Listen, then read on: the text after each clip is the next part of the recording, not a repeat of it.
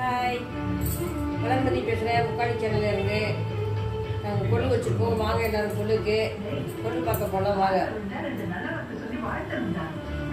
வாணி சரஸ்வதியே துர்காதி மகாலட்சுமி பாவையர் வீட்டினில் பூஜைக்கு அழைத்தோம். பாவையர் வீட்டினில் பூஜைக்கு அழைத்தோம். ஸ்ரீநவராத்திரியே 9 நாள் சுபராத்திரியே.